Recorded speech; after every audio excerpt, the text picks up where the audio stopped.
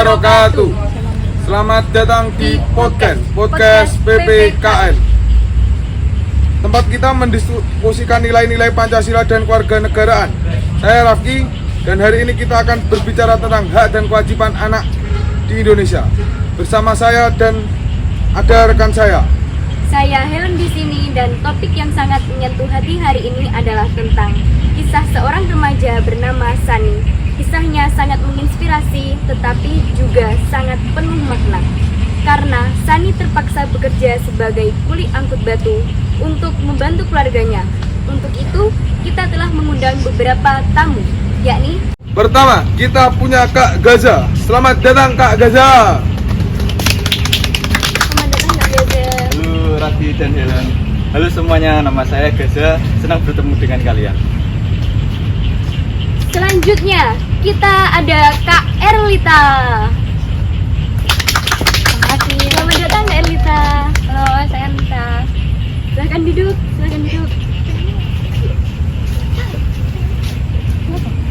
Kita juga ada Kak Zelva dan Kak Naufal dari SMA Negeri 1 Trenggalek. Silahkan duduk Kak. Baik, mari kita mulai. Sani putus sekolah pada usia 13 tahun dan kini harus bekerja keras. Apa yang kalian pikirkan tentang tanggung jawab yang terlalu besar ini bagi seorang remaja? Menurut saya ini sangat tidak adil karena pada usianya yang segitu Sani itu seharusnya belajar bukan bekerja untuk membantu ekonomi keluarganya. Karena ini bukan tentang hak lagi, karena ini tuh memang bukan hak kemanusiaan lagi, karena ini tuh memang hak kewajibannya Sani untuk belajar. Ya, dan bisa berpengaruh kepada mental dan fisik Sani. Terlalu banyak tekanan berkepanjangan dan mengganggu pertumbuhan serta perkembangan Sani. Tepat sekali, Sani terpaksa bekerja sebagai kuli angkat batu meskipun keadaan ini sangat memprihatinkan. Dan kita harus juga mempertanyakan apa dampak jangka panjangnya jika situasi ini tetap dibiarkan. Dampaknya bisa sangat besar. Tanpa pendidikan, Sani dan anak-anak lain yang berada di situasi serupa akan terjebak dalam siklus kemiskinan. Mereka mungkin tidak memiliki keterampilan yang diperlukan untuk mendapat pekerjaan di masa depan. Dan kita tidak boleh lupa terhadap orang tuanya, terutama kepada nenek dan kakek Sani. Ini menunjukkan betapa pentingnya dukungan sosial dan ekonomi bagi keluarga-keluarga seperti mereka. Benar Noval, jadi apa yang seharusnya dilakukan pemerintah untuk membantu anak seperti Sani? Salah satu solusi yang bisa kita gunakan itu yaitu PKH, program Keluarga Harapan. Program ini dapat membantu ekonomi lebih baik karena ini itu merupakan bantuan saluran yang langsung dari pemerintah untuk orang-orang seperti Sani dan keluarganya.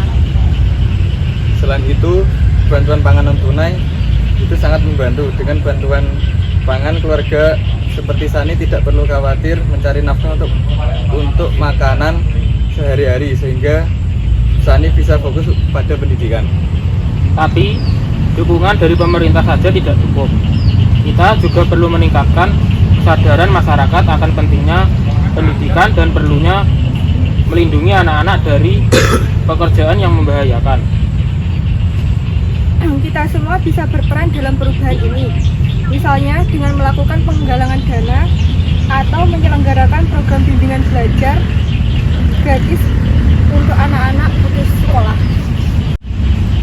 Betul sekali, kita semua mempunyai tanggung jawab yang sama untuk membantu anak-anak seperti Sani ini. Namun di sisi lain sebenarnya pemerintah juga sudah berhasil merealisasikan pasal 34 itu. Ya benar sekali. Kalau dari Zelva dan Erlita gimana tanggapannya? Kita sebagai warga negara sebenarnya juga harus mendukung program-program dari pemerintah. Dan saya rasa hal-hal yang berkaitan dengan pasal 34 itu sendiri sudah menunjukkan kemajuan atau pembenaran yang signifikan. Ya betul, di daerah saya Trenggalek itu juga sudah ada beberapa program pemerintah yang dapat membantu warga-warga sekitar rumah saya. Seperti setiap bulannya itu ada pencairan PKH yang dapat membantu, setidaknya membantu sedikit untuk ekonomi mereka sehingga tidak terlalu berat juga. Kalau di tempatnya Kak Helen sama Kak Raffi ada? Kalau di tempat saya kemungkinan belum ada atau itu belum berlaku karena saya juga kurang paham tentang masalah itu. Kalau di tempat saya sendiri sebenarnya dari mulai Bapak Presiden Jokowi menjabat atau mencalonkan itu sudah ada ya, karena itu seperti PKH dan juga KIP itu sendiri programnya Bapak Jokowi, seperti itu teman-teman. Kalau seperti bedah rumah atau yang lain sebagainya itu sudah ada di daerah teman-teman. Kalau di daerah saya itu belum ada. Mungkin di daerahnya Kak Noval mungkin ada. Kalau di daerah saya sementara belum ada, tapi saya lihat-lihat di daerah lain seperti di kecamatan-kecamatan lain sudah ada penerapannya. Kak Zulfa sendiri? Atau Kak Enita? Kalau di tempat saya itu ada beberapa rumah yang sudah rusak begitu karena apa ya, mungkin ada orang-orang yang merasa kasihan, jadi mungkin dilaporkan ke pihak kabupaten sehingga pihak kabupaten membantunya dengan program bedah rumah. Bedah rumah itu seperti merenovasi rumah warga-warga yang sudah rusak atau yang sudah tidak layak huni. Itu juga sangat membantu, menurut saya sangat membantu warga-warga yang rumahnya juga mungkin memang kurang layak. Dan ya sebenarnya kalau dari pemerintah sendiri itu sudah banyak ya yang diupayakan untuk masyarakat, namun ya tinggal kita sebagai warga negara yang baik, kita hanya tinggal mematuhi aturan dari pemerintah itu sendiri. Kalau di daerah kalian apakah ada yang menerima PKH tapi salah sasaran seperti itu Kak?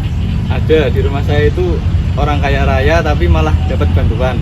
Itu membuat saya bingung kenapa yang kaya raya malah dapat bantuan, bukan yang miskin.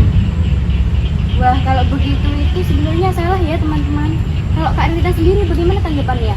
ya kalau menurut saya itu juga salah ya. Harusnya itu orang yang benar-benar membutuhkan itu yang harusnya mendapatkan PKH daripada orang yang seperti itu. Itu seharusnya pemerintah itu memberikan kebijakan untuk evaluasi setiap bulannya. Kalau memang orangnya itu sudah mampu, seharusnya diberhentikan dan diberikan kepada orang yang kurang mampu lainnya. Itu tadi beberapa pandangan dari tamu-tamu kita. Semoga kita bisa bersosial yang lebih baik dan juga menjadi warga negara yang lebih baik. Sampai jumpa di podcast selanjutnya. Terima kasih. Wassalamualaikum warahmatullahi wabarakatuh.